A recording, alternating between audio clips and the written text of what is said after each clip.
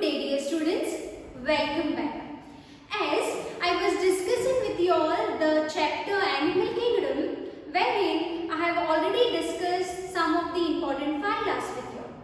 And today we are going to learn or we are going to discuss the next phylum, and that is phylum Mollusca. As I always tell you that the organisms belonging to particular phylum has given the names for that, right? Common names. So why they are called as so and so phyla? Like for example, the previous video you must have seen phylum Arthropoda, meaning the organisms were having jointed appendages, jointed foot. Likewise, the organisms belonging to phylum Mollusca are soft-bodied animals. Now, why soft-bodied animals? Because mollusk word, actually mollusk, is because it was derived from the Greek word and that means soft. So, organisms belonging to this phylum Mollusca are soft-bodied animals. Okay? So, you can see this particular pictures. You must be very familiar with this particular organism, right? Some bivalves also which you eat, which has very economic importance. This also some people are or they are edible, I can say. So you have seen this.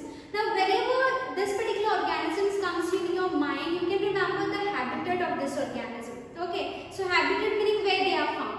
You find this particular organism in terrestrial conditions. You find them in the muddy areas, in the field, agricultural field. So I can say that these organisms are found on terrestrial conditions or on the land we can find them. And you must have seen this squid, right? Octopus. You have seen them in the water, right? Okay. So they are found in water also. So you can say they are found on terrestrial conditions and aquatic conditions. Now aquatic condition meaning some are found in fresh water, some are found in marine water also. Okay. So let us see some important and general features of these organisms. Okay. This phyla is considered as the second largest phyla of animal kingdom. If you remember, I told you the first one is phylum Arthropoda, almost having 85% of the total species of animal kingdom. Okay, or total animals, or I can say 75 to 80% of the animals are arthropods compared to that of the entire animal kingdom. And second strength, according to the number, is the mollusca. Second largest phyla, almost 87,000 species are found in this particular phylum. Okay. Now, as I was telling you about the habitat, they are found in terrestrial as well as in the aquatic conditions. Now, moving to the common features, we have already moved to the hierarchy level. These organisms are low, or you can say higher invertebrates now. So, obviously, they are having organ system level of organization. They are bilateral symmetrical. Then bilateral symmetrical, by now everyone knows now, right? Okay. They are triploblastic, meaning body has developed from or body has formed from three germinal layers: ectoderm, endoderm and mesoderm. And they are true coelomate animals, or they have coelom. Coelom meaning cavity which is present between the body wall and the alimentary canal, which is lined by mesoderm. Okay. Now, moving to the peculiar feature of this particular organisms, the body is unsegmented. Okay, if you remember annelids, they were having perfect segments, right? Metameric segmentations were found in annelida. Whereas in arthropoda, segments were there, but it was not like annelida. Here you can remember unsegmented body. Body is not at all segmented. Okay, but body is you can say body is differentiated into three parts.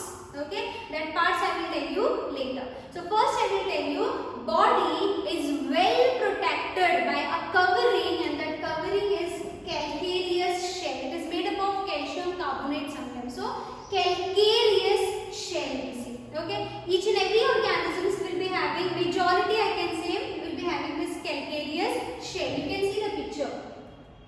See, these are some organisms. Body is very soft.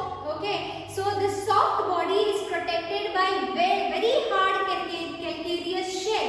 You can see these shells. These are different types of shells. Okay, seen in this particular picture, shown in this picture. Okay. Now I was telling you our body is unsegmented, but body is differentiated into 3 parts.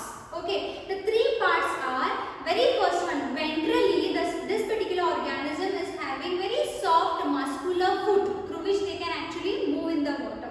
Okay, or even on the terrestrial conditions. So you can see this entire portion which has come out. Okay, so ventrally they have muscular foot meaning appendage. Okay, so muscular foot they have.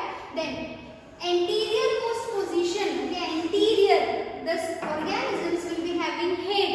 Okay, and that head will be having antennas and eyes, which is having sensory function. So remember, first part I told you, ventrally this organism is having muscular foot.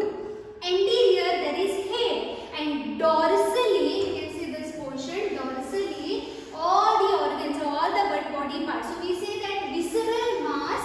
Dorsally it has visceral mass, or I can say visceral hump. Okay, so body is differentiated into 3 parts: muscular foot, head, and visceral hump or visceral mass. Okay, see this.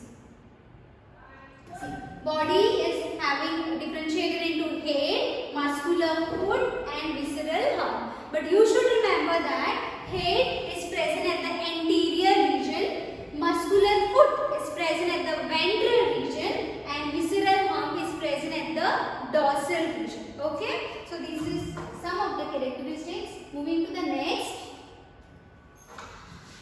Okay, this visceral hump, meaning the entire body mass, you can say, or visceral mass, is well protected, though there is shell outside, but still a spongy, very thin spongy skin layer is present, which is again giving a protection to this visceral hump. Okay, and that skin, spongy skin, it's called as mantle. Very peculiar characteristics, or you can remember this particular characteristics, that they have mantle.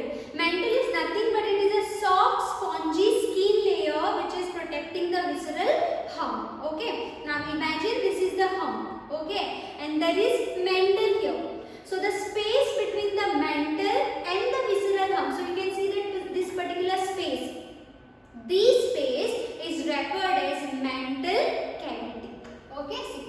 Mantle cavity is the space between hump and the hump meaning visceral mass or visceral hump. You can see all the body parts.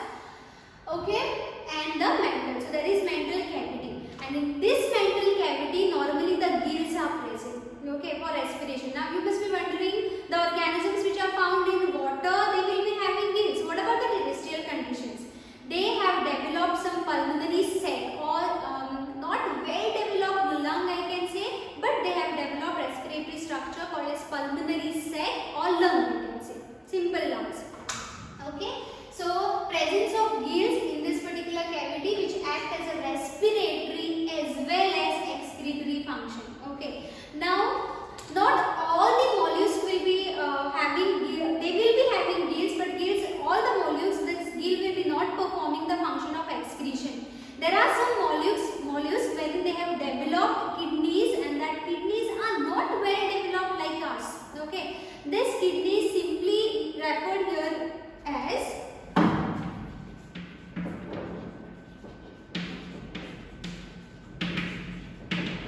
metanephridia. Remember this thing. Okay, so this is something extra you should remember. Though gills are performing excretory function, but there are some organisms which has developed special excretory structures, and these are referred as metanephridia. Similar, this function is similar to that of the kidney.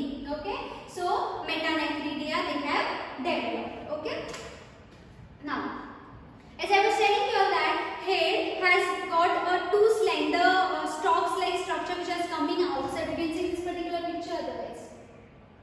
See this particular picture. Okay, so two tendons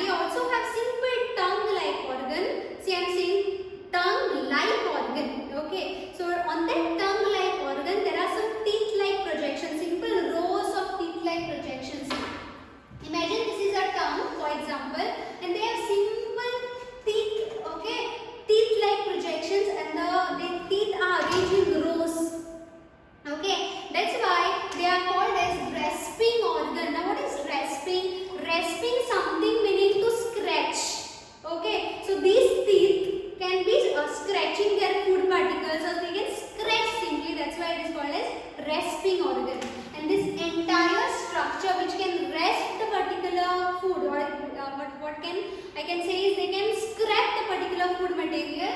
That's why they are called as radula, which is the peculiar feature of this particular organisms. Okay, so mollusks have developed radula.